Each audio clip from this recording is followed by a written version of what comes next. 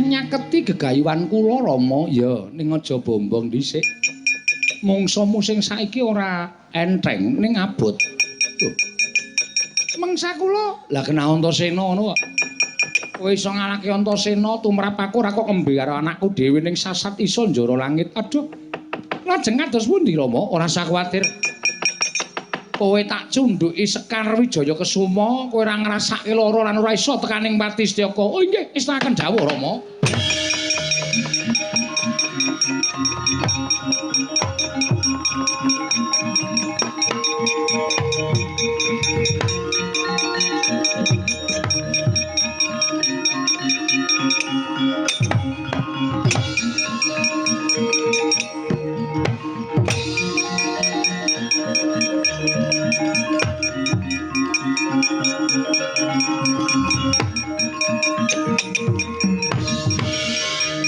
Tunggang gancing langit kelap-lapaton lir kincanging risang mawe gandrung.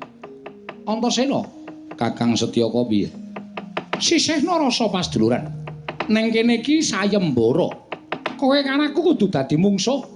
Sapa ingkang menang ngukup Dewi Jenakawati? Wis, nek Kakang Tambak Mas kepengin ngukup Jenakawati kukupen. Aku jane ora niat rabi ning karo bapak dipeksa. Loh, yang ngono apa ilang kasatriyaning Antasena? Ora ilang nek aku tak ngalah karo wong tuwa. Wah, jebul wong loro saudon telu saurupan kowe. Kondange satriya pengpengan. Ning nyatane jebul kowe jiring getih wedi mati. Ayo to, aja kaya bocah cilik tandang ana Setyaka. Aku mung kari manut karo ngersaning Kakang Tambak Mas lho iki.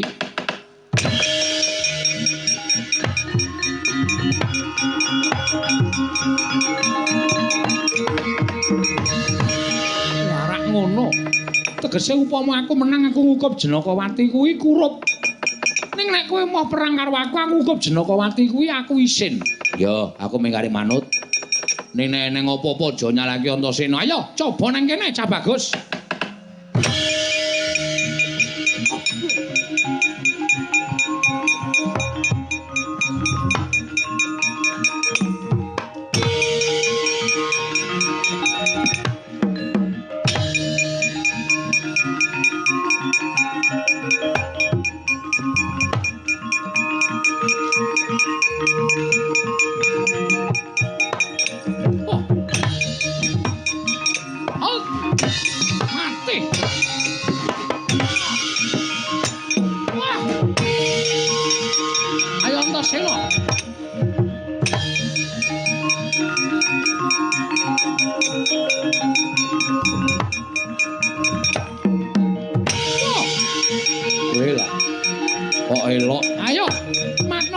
Jendral macetna dijeke jan ayo.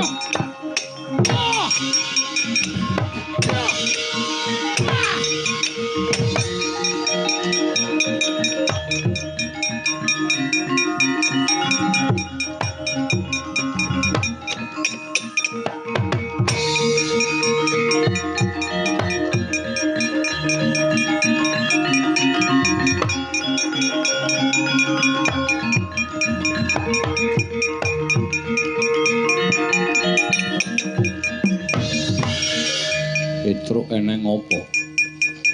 Namung badhe matur, Ndara. Matur apa? Sayembara pun dados. Iya. Ndara Lesmana mundur kawon kaliyan Ndara Setyaka. Saniki Ndara Setyaka adu adon kali Ndara Antasena adu arep terus sapa sing menang Petruk bakalan entuk anakku Jenakawati. Mboten wonten sing menang, mboten wonten sing kalah. Ming kula gumun Ndara Setyaka niku selawase ra tau perang. Kok sagedakan iki ampuh ora jamak-jamak. Nampani tangane Ndara Antasena wae kuat. Ora tiba ora ngrasake lara. Ning kula kala wau kok curiga. Curiga perkara curiga perkara apa? Nek omongan karo aku sing sampean iki ya katut kok ora. Cubriya. Iya, Cubriya piye? Sinuwun Ndarawati kok sabiyantu. Kala wau mestakane Ndara Setyaka niku didemek Sinuwun Ndarawati, Bu, ngonten kula sekadohan. Lah kok dadi Ndara Setyaka dadi ampuh kegila-gila digdaya sekti kalintang jayaning perang.